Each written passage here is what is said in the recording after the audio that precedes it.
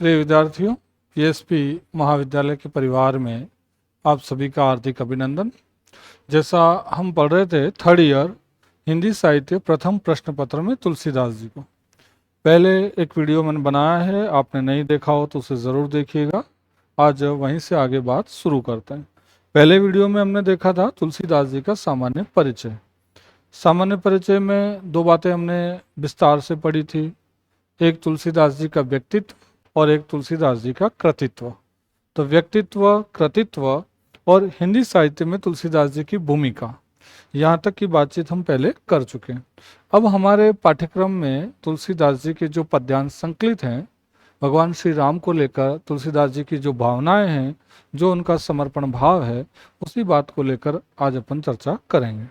तो पद्यांश में तुलसीदास जी श्री राम के बारे में जो बातचीत कर रहे हैं, उन्होंने श्री राम की बाल्यावस्था का वर्णन किया है इस पहले पद्यांश में, जिसमें तुलसीदास जी ने श्री राम के बाहरी रूप सौंदर्य का बखान इस पद्यांश में किया है कि बाल्यावस्था में भगवान श्री राम जो हैं उनका कैसा अलौकिक और मनमोहक मन भावन सौंदर्य उनका होता है।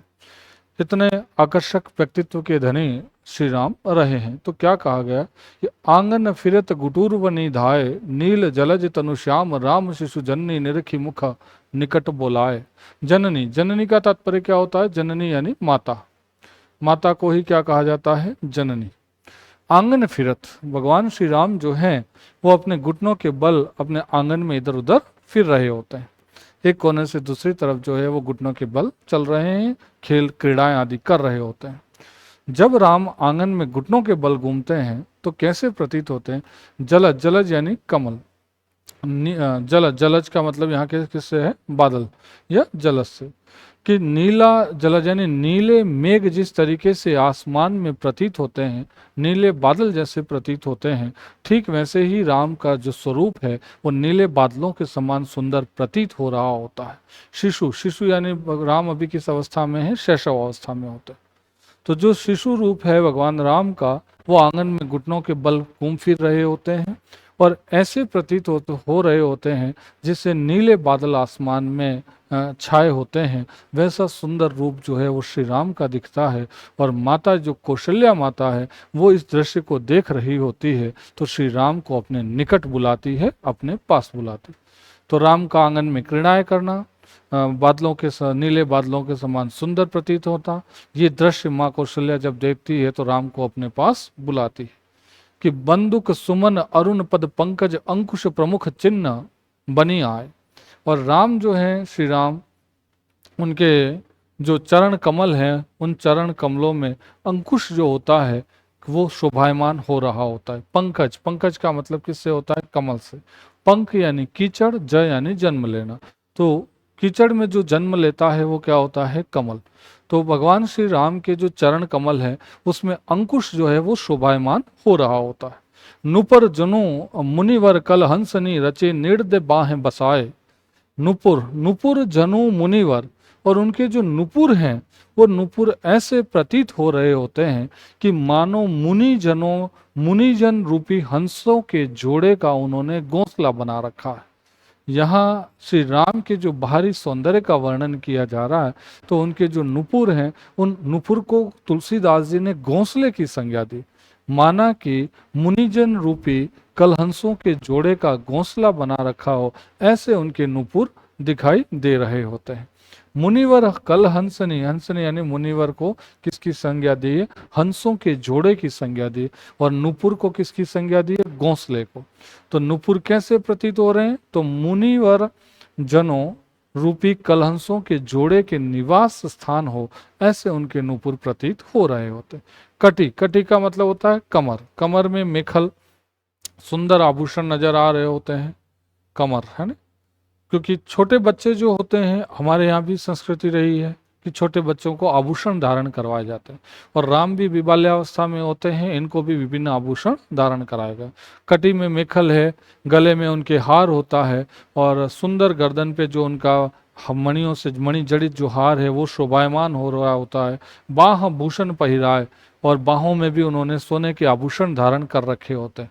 तो कटी में मेखल, सुंदर गर्दन पे हार और बाहों में उन्हें सोने के आभूषण धारण किए हुए बहुत आकर्षक प्रतीत हो रहे होते हैं भगवान श्री राम। तो आभूषण धारण करने के कारण उनके सौंदर्य में चौगुनी वृद्धि हो जाती। उर श्रीवत्स मनोहर हरिनख हेम मध्य मणिगणत बहुलाय।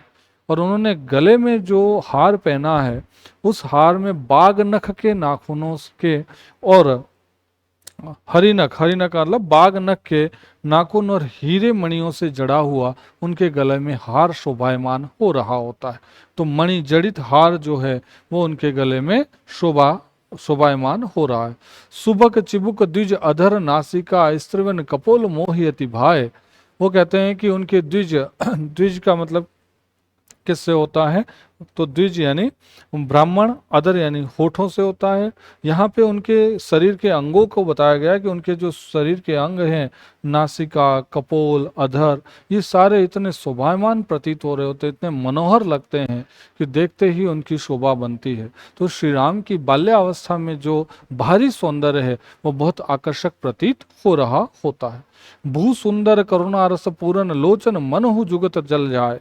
यहाँ भू यानी उनकी जो भ्रुकुटियां होती हैं वो भ्रुकुटियां मानो करुण रस से परिपूर्ण हो और उनकी जो आंखें हैं वो कमल के समान प्रतीत हो रही होती।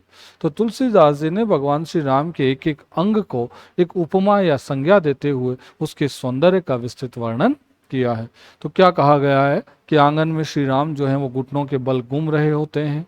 वो ऐसे प्रतीत होते हैं कि मानो नीले बादल आकाश में मंडराए हो। इस सौंदर्य को माता कौशल्या देखती है तो राम को अपने पास बुला लेती है। राम के जो कमल चरण हैं उनमें अंकुश का चिन्ह जो है वो शोभायमान हो रहा होता है। उनके जो नुपुर हैं मानो मुनिजन रूपी कलहंसों के लिए कोई नीड़ घोंसला हो ऐसे प्रतीत हो रहे हैं। कमर में उन्होंने मेखल नामक आभूषण धारण किया है। गले में उनके सुंदर हार शोभायमान हो रहा होता है और भुजाओं पे उन्होंने सोने के आभूषण धारण किए होते हैं और गले में उन्हें बाघ नख और मणि जड़ित हार जो है वो शोभायमान हो रहा होता है।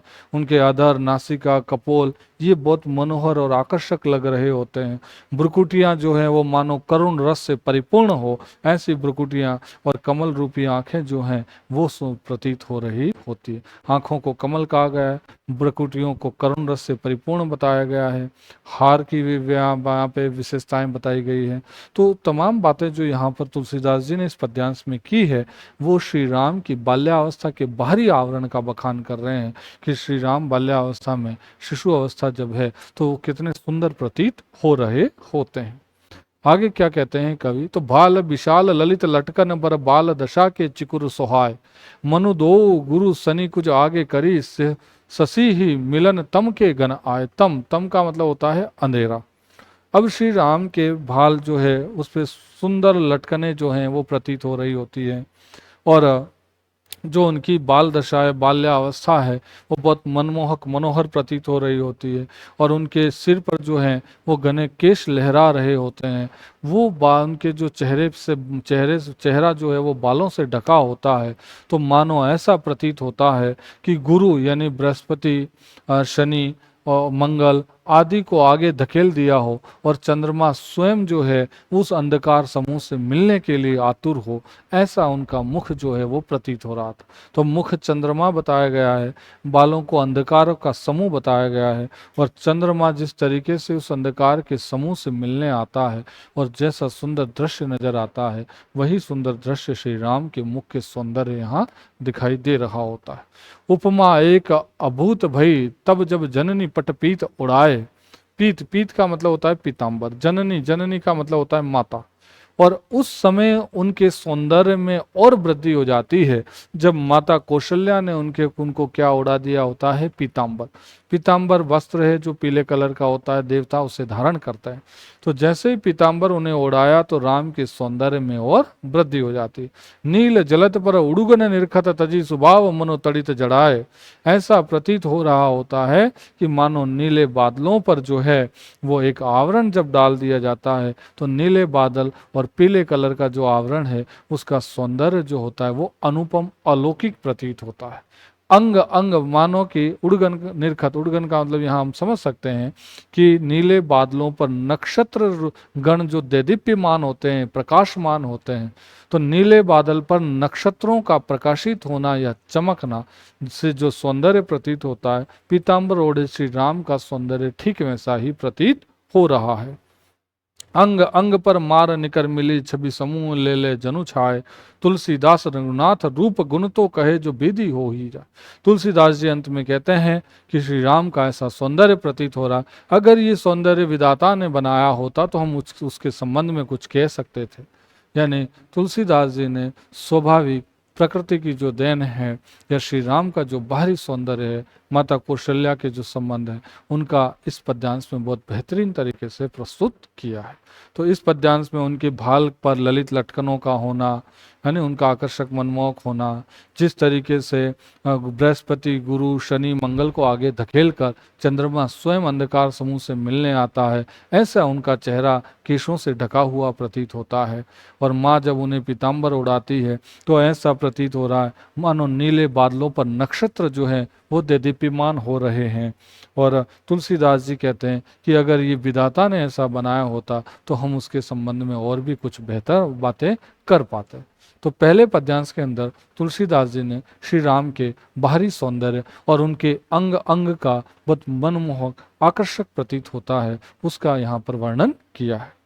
दूसरे पद्यांश में देखें कि तुलसीदास जी क्या कहते हैं कि रागो एक बार फिर आवो, ए बरबाजी बिलो की आपने बहुरो बने ही सिधावो।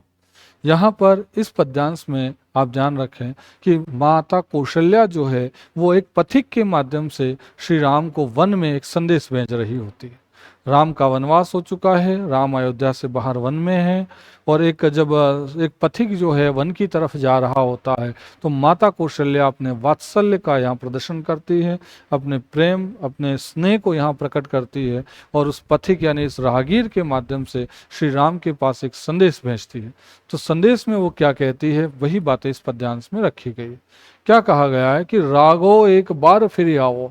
रागो किसे कहा गया है, राम को कहा गया कि राम जो है वो वनवास चले गए हैं, तो एक बार उन्हें फिर कहाँ बुलाया जा रहा है, अयोध्या। माता कौशल्या कहती है कि हे राम हे राघव, एक बार तुम्हें पुनः आना है, अयोध्या तुम्हें बुला रही है। ए बर बाज बिलो की आपने बहुरे बने सिधावो। बाजी यानी क्या होता है, घोड़े। वो कहती हैं माता कौशल्या कि एक बार तुम आओ और अपने प्रिय जो घोड़े हैं उनको तुम देख लो। माता कौशल्या घोड़ों को देखने के बहाने श्री राम को एक बार निहारना चाहती है, देखना चाहती है, इसलिए वो कहती है कि हे राघव, ये अयोध्या तुम्हें बुला रही है, एक बार तुम्हें पुनः अयोध्या आना है, और अगर तुम बाकी किसी की चिंता नहीं करो तो कोई बात नहीं, लेकिन तुम्हारे जो प्रिय घोड़े हैं एक बार तुम उन घोड़ों को देख लो। जे पय प्याई पोखी कर पंकज बार बार चुचकारे। वे कहते हैं कि तुमने जिन घोड़ों को अपने हाथों से पानी पिलाया है ना, तो तुमने जिन अपने कमल रूपी आँखों से तुमने जिस उनको घोड़ों को निहारा है, उनका जिस तरीके से ख्याल रखा है, और जैसे ही तुम उनको पुचकारते रहे हो, तो एक बार अपने घोड़ों की दशा तुम आके खुद अपनी आँखों से देख लो। जो जीव ही मेरे राम लाडिले थे अब निपट बिसारे। वो कहते हैं कि तुम इन जीवों की थोड़ी चिंता करो, हे मेरे लाडले राम, एक बार अयोध्या आओ और अपने कमल रूपी आंखों से इन घोड़ों की दशा को देखो। भरत सो गुनी सार करत है अति प्रिय जान तिहारे। जो भरत हैं, तुम्हारे अनुपस्थिति में भरत तुमसे भी 100 गुना ज्यादा ख्याल जो है वो इन घोड़ों का रख रहे होते हैं, क्योंकि ये भरत इसीलिए इन घोड़ों का तुमसे ज़्यादा 100 गुना ख्याल रखता है, क्योंकि भरत जानता है कि ये घोड़े तुम्हें अति प्रिय हैं, बहुत प्रिय हैं, इसलिए भरत बराबर इनका ख्याल रख रहा होता है। तदपि दिन ही दिन होत जावरे मनहु कमल हिम मारे। लेकिन भरत इनकी 100 गुनी साथ संभाल कर रहा है, उसके बावजूद भी इन घोड़ों की हालत ठीक वैसी ही हो रही है कि मानो कमल पर कोई हिमपात हुआ हो, कमल पर बर्फ गिरता है और कमल की जो हालत होती है, ठीक वैसी ही हालत किसकी हो रही होती है, इन घोड़ों की हो रही होती है।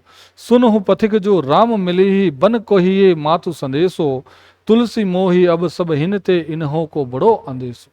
अंत में तो माता कौशल्या क्या कहती है, उस पथिक से कहती है, हे पथिक, अगर तुझे वन में राम से मिलना हो तो तुम मेरा ये संदेश राम तक पहुंचा देना कि तुम आके अपने घोड़ों की एक बार साथ संभाल कर लो। तो इस पद्यांश में तुलसीदास जी क्या कहते हैं, तो माता कौशल्या की भावनाओं को प्रकट कर रहे हैं कि माता कौशल्या घोड़ों का बहाना बनाकर एक बार किसे देखने की चाह रही होती है, श्री राम को देखना चाहती है। इसीलिए वो पथिक से कहती है कि तुम राम से जाके कहो कि जिन घोड़ों को तुमने खुद ने पानी पिलाया है, तुमने खुद ने पुचकारा है, अपन कमल रूपी आंखों से एक बार उनको देख लो। और तुम्हारे अभाव में, अनुपस्थिति में भरत सोगुना उनका ख्याल रखता है, लेकिन फिर भी दिन उन घोड़ों की हालत ऐसी होती जा रही है जैसे कमल पर बर्फ गिरा हो, और बर्फ हिमपात के मारे कमल की जो हालत होती है, ठीक वैसी हालत इन घोड़ों की हो रही होती।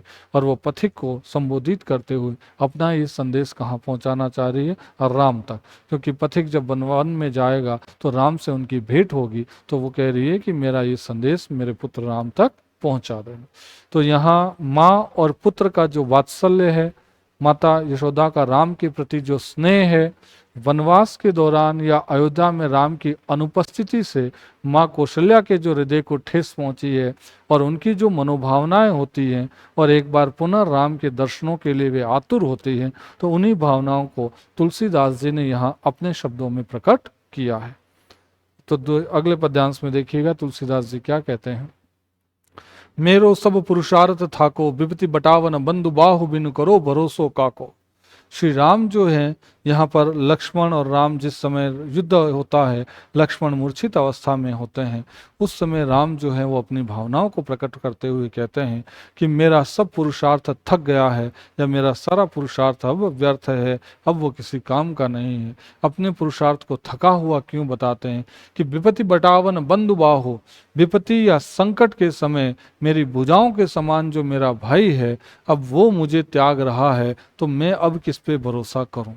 क्योंकि युद्ध के समय लक्ष्मण की जो स्थिति होती है, उस स्थिति को देखकर राम अपनी भावनाएं प्रकट करते हैं कि मेरी भुजाओं के समान मेरा भाई लक्ष्मण है, और अगर वो भुजाएं मेरे पास नहीं रहेगी तो मैं इस युद्ध को कैसे लड़ूंगा। यानी लक्ष्मण ने जब मुझे त्याग दिया, विपत्ति और संकट के समय जो मेरे साथ खड़ा रहता था, आज वो मेरे साथ नहीं है, मूर्छित अवस्था में होता है।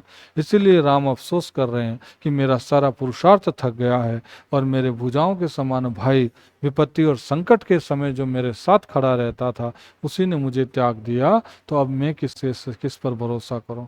सुनु सुग्रीव सोचे हूँ, मोह पर फर्यो बदन विदाता। अब वो सुग्रीव को संबोधित करते हुए श्री राम कहते हैं कि सुनो सुग्रीव, मानो विदाता ने ही मुझसे मुख फेर लिया हो, ऐसा प्रतीत हो रहा है। ऐसे समय समर संकट हो तजो लखन सो भ्राता। और संकट के समय, युद्ध के समय भ्राता लक्ष्मण की जो है वो इस अवस्था में है, तो अब मैं इस संकट का सामना कैसे करूं, या मैं ये युद्ध कैसे लड़ूं। गिरी कानन जय है शाखा मृग हो पुनि अनुज सगाती। और वो कह रहे हैं शाखा मृग, शाखा मृग का मतलब किससे होता है, वानरों से। शाखाओं पर इधर उधर दौड़ने वाला जो मृग है वो कौन होता है, वानर। कि ये वानर जो हैं वो तो किधर जंगल में पहाड़ों में भाग जाएंगे, और ये अपने यथास्थान चले जाएंगे, और मैं अंत में अपने अनुज का संगाती, यानी मैं अपने अनुज का साथी बनूंगा, यानी मैं लक्ष्मण का साथ पकड़ लूंगा। और जितने भी वानर सेना है, हे सुग्रीव, वो तो सब जंगलों में पहाड़ों में भाग जाएंगे। हवे हे कहाँ विभीषण की गति रही सोच भरी छाती। और मेरी छाती पर, मेरे वक्ष स्थल पर मुझे विभीषण की चिंता सता रही होती है कि अब इस विभीषण का क्या होगा, क्योंकि मैं तो लक्ष्मण के साथ जाऊंगा, जितने भी वानर हैं वो जंगलों में भाग जाएंगे, अब अकेला कौन बचा, विभीषण। तो मेरा हृदय विभीषण को सोचकर उसकी चिंता के कारण क्या हो रहा है, भारी हो रहा होता है। तुलसी सुनी प्रभु वचन भालु कपि सकल बिकल ही हारे। जामवंत हनुमंत बोली तब अवसर जानी प्रचारे।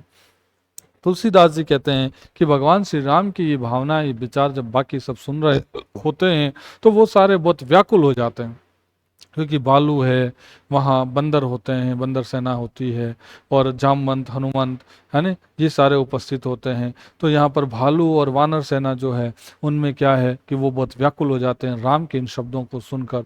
तो जामवंत जो हैं वो भी सोच में पड़ जाते हैं। फिर हनुमंत आते हैं, हनुमान जी आते हैं, और उन सब में जोश और उत्साह पैदा करते हैं।